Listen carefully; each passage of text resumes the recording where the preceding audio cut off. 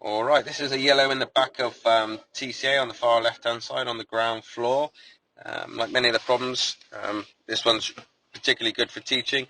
Nice slopey holds, vertical wall, and a lot of balance needed. Let's run through it and see where we get to. So straight away I'm trying to keep my arm nice and straight, and I've had to take my left foot off. So the temptation is to leave your foot on. The only way I'm getting to that next hold, if I leave both my feet on here, is to bend this left arm. You can see it's nice and straight at the minute. It's not a great hold, it's a sloper, but it's enough if I drag my foot out there. So I'm going to drag my left foot out. What that does is it places a lot more weight on my right foot, and although this arm bends, it's after I've transferred the weight onto this right foot. So I make my way across to there. This hold's got a slight scoop in it, so instead of putting a toe which might shoot off in that direction, I'm placing the heel in the cup of it, on the outside of it. I was really focused on where I put it.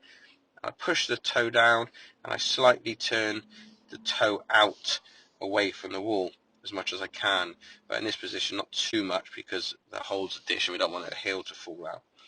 So I come across and I match, and I'm immediately trying to keep my hips down, my arms straight, and my feet weighted. I'm really trying to focus on weighting my feet and not pulling myself upwards and therefore taking the friction away from the feet. I'm actually making the holds worse. The temptation is to pull yourself up a problem, and the idea is that you weight this problem as much as possible on your feet. So I shift over again, trying to catch the hold with as straight arm as I can. I'm looking at my feet.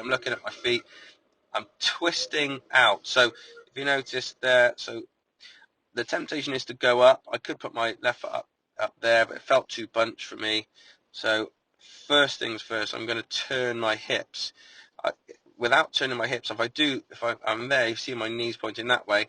Very hard. If I put my foot up there, both my arms are going to be bent, and I'm going to be slightly I'm going to be tipping away from the wall, which is going to be tricky. So what I've done is I've turned my hips. You can see my right leg turning in. I'm turning my hips, and I've created myself this space here, which is going to make it easier for me to get my left leg up.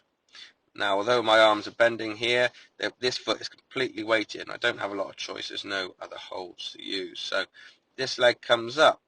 Okay, I'm really stood. I'm not really holding on there, but the weight is really on my right foot. This is just enough to keep me from swinging off in this direction. I look up, catching it with a straight arm, and I'm sort of moving there. I know that my next foothold is going to be there. So if you look at my hips, they shift over straight away. So I'm going with the flow. I'm going to allow my body to, as I move, rather than stopping, I'm going to just let it flow over. So I let it flow over to the right, immediately look down, I know where the foot's going to go, put it on, and that's the finish. Catch it with a nice straight arm, match, and we're done.